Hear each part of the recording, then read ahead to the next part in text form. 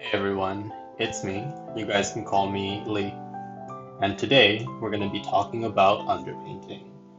Now, I'm not going to pretend to know everything about painting. In fact, I know very little about traditional painting, but I'm learning. And I hope that we can learn together. So back to underpainting. It works very similarly to the way color correcting in makeup does, in that we're setting up a base that affects the colors that come through in the end. The only difference is that in makeup, they're trying to neutralize underlying color shifts, and that with underpainting, we're trying to tone our piece. To put it another way, we could say that you're putting a photo filter under your drawing, or priming it toward either warm or cool colors. Here, you see me going straight in with red because I want my colors to skew toward the warm side of the temperature spectrum.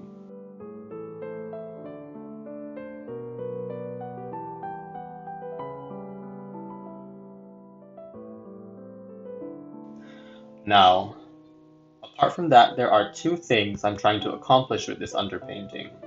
One, I'm trying to sketch in interesting and appealing shapes, and two, I'm trying to figure out how I'm going to handle the value structure of this painting.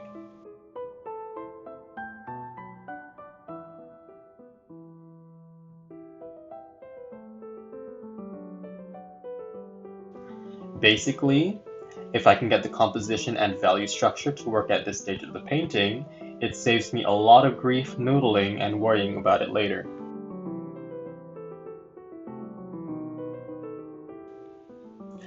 Once I have that set, I begin to lay in some colors as you see here. My brush opacity is set to about 80 to 90% so I can get some of that wonderful color from my underpainting shining through.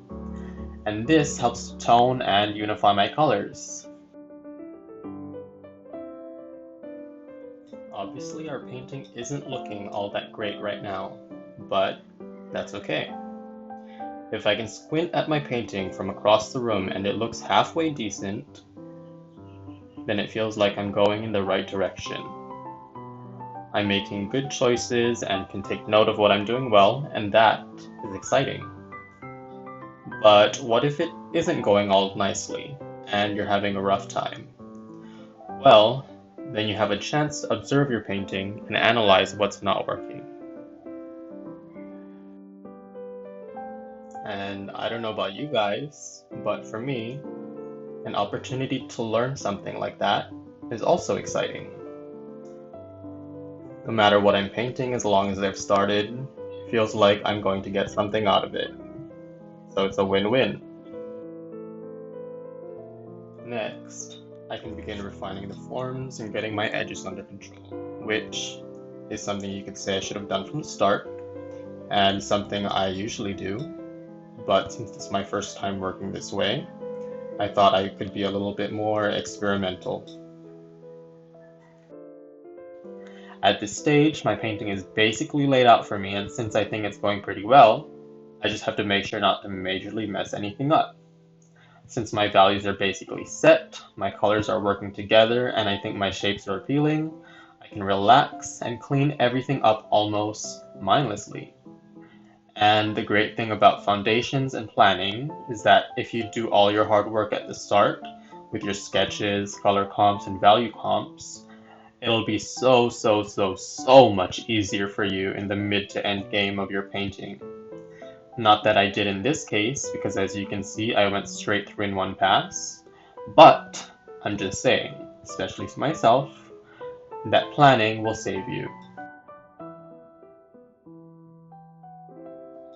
And here I wanted to mention that once in a while, and in a few seconds, you'll see a white dot or mark show up, and that's just my fingers accidentally erasing parts of my painting, because I do all of my digital art nowadays on my iPad in an app called Procreate, and I have it set up so that my fingers use the eraser tool.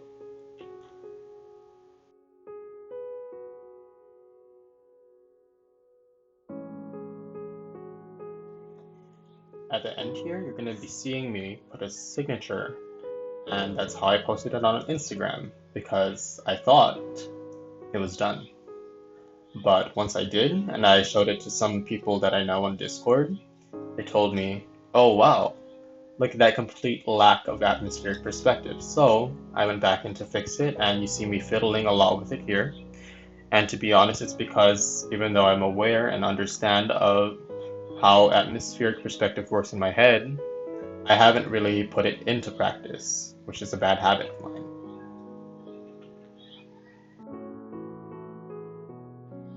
Now, one more time, I'm going to play through a sped up version of this painting process, since you know what I'm doing, and to give you a chance to digest the information we went through.